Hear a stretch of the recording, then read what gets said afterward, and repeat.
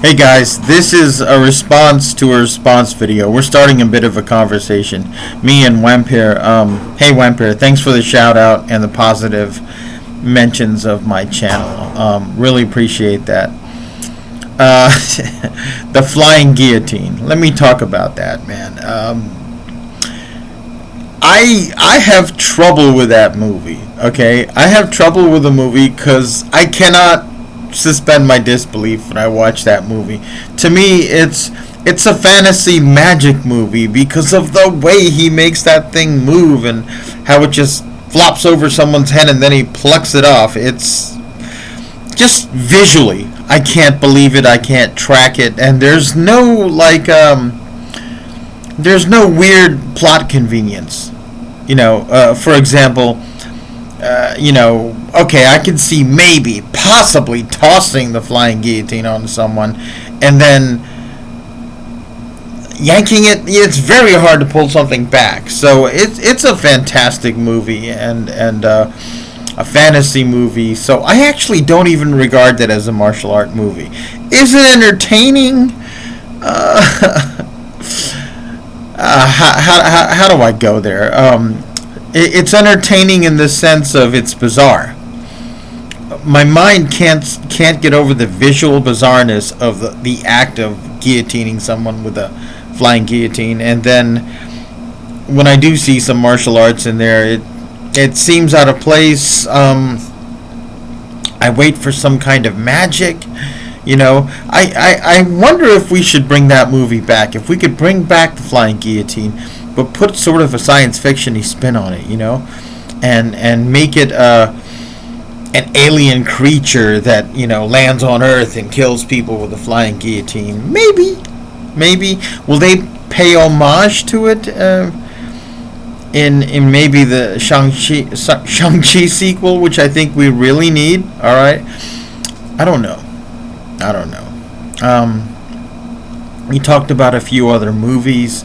You talked about The Karate Kid, which is a very inspiring movie for me. My story behind The Karate Kid was it was in the theaters, but I never got to see it in the theaters.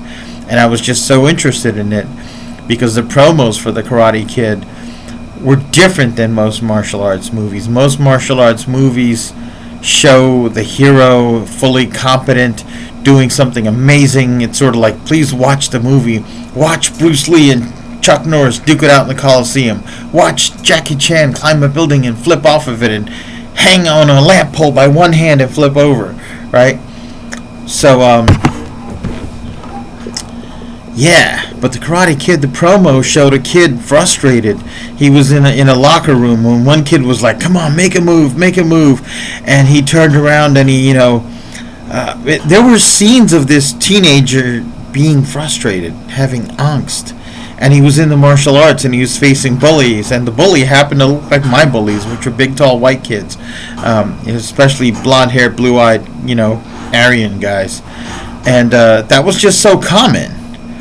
And I said, there's something about this movie that I want to see, but I didn't get to see it in the theater. I didn't get to go to a lot of movies, and so when it finally came out on TV, and I filmed it on VCR, and I just played it. I had a little videotape, and when a good movie came on, a martial art movie, I would film it, and I would shut it off during commercial breaks, and I'd film it, and that's how I filmed Return of the Dragon, and that was my inspiration tape. I just watched it over and over and over till I moved out of my parents' house to go in the Marines. I don't know what happened to the video, or if it smashed at some point, and I would rewind and play it in slow motion and watch all the moves, the kicks, the punches, Bruce Lee, Jackie Chan, and I just try to imitate everything, right? And we're talking, 1984 to 1988. So, Tiger Claws. How could I have forgotten Tiger Claws? Jalal Mehri, I'm not sure how to pronounce his name right. Really cool martial artist, and really cool fight scenes. You had Cynthia Rothrock in that movie, and Bolo, very inspiring. By the time I saw that, I was studying Silam Pai Kwan Kung Fu, and we were doing animal styles, and I was learning the long fist forms and the weapons and fighting techniques, and also learning the Selam Southern fighting techniques. And also I think I wound up learning a snake form and tiger form, and the tiger form was actually adapted or modified from Choi Li Foot. Fun times. And so when I saw the movie, it was with some of my kung fu training brothers in arms, and there's two scenes that stick out in that movie that I just can't forget. And when you say the movie Tiger Claw, that's what comes out. Three scenes.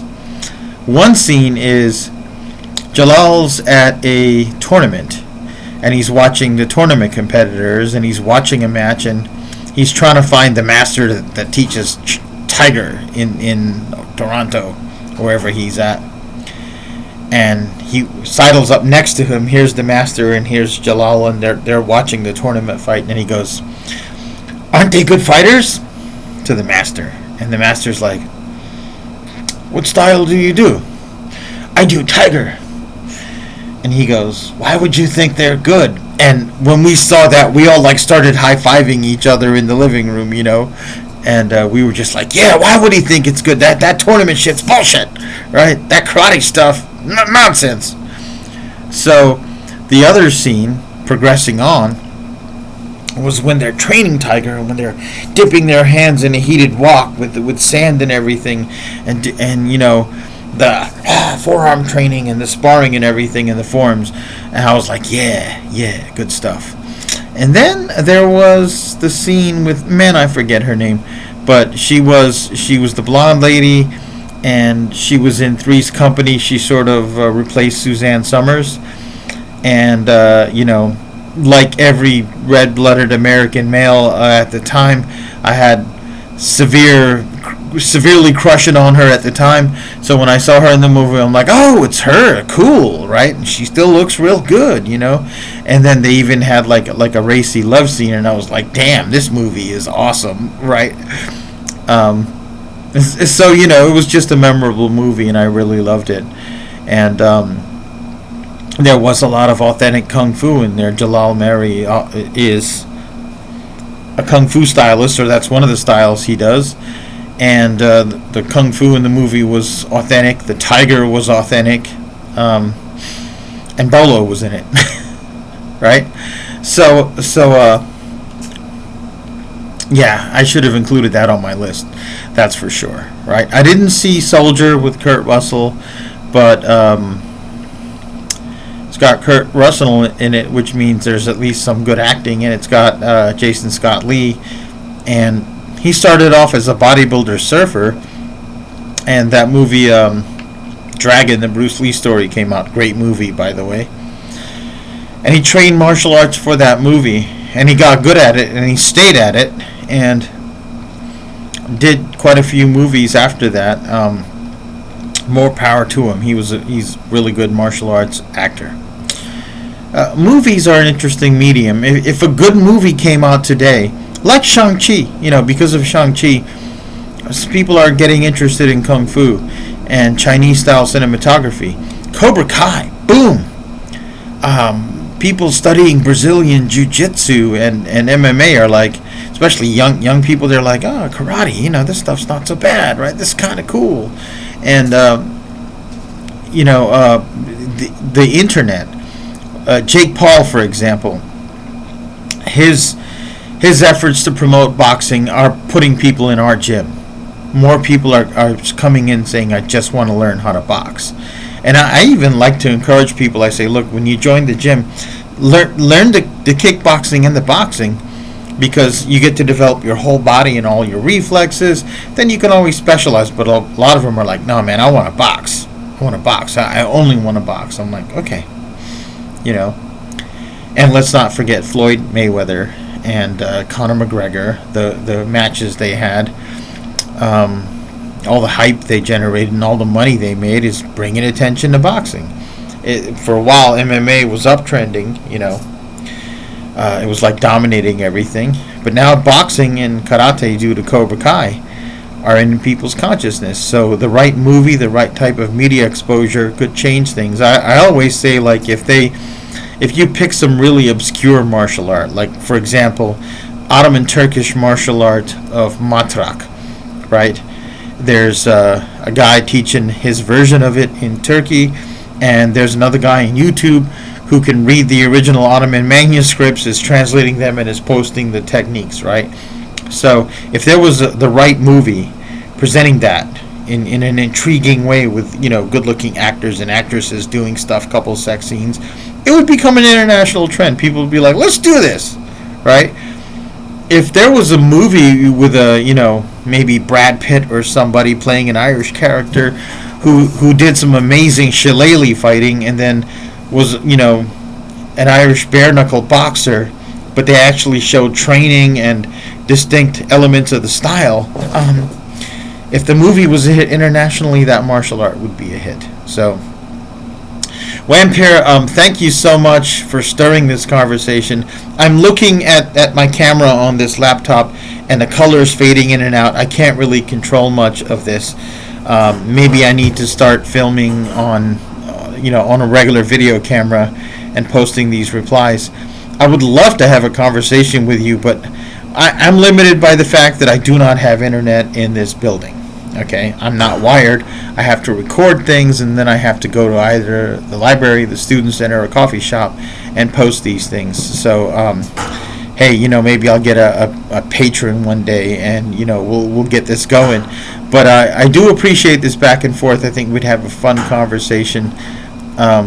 It's good to see younger people like you sort of appreciating both the old and the new. I get in arguments with my generation because they think all the new movies suck, all the new music sucks, there's no good music, there's no good musicians. They think, the 80s, maybe 90s were just like the pinnacle of human civilization, American civilization. Nothing good has ever happened then. I don't think so. I think great things happen in the 50s, 60s, 70s, 80s, 90s. Some of them are amazing and timeless, and we should preserve, practice, and pass on these things. But I also think there's amazing things happening now, and if we blended the two knowledge bases and the two eras together and synthesized new knowledge, artworks, dialogues, music, conversation, what a wonderful world it would be, right? So, WMPYR, thank you for this continuing conversation, and I wish you well. Live long and prosper, bro.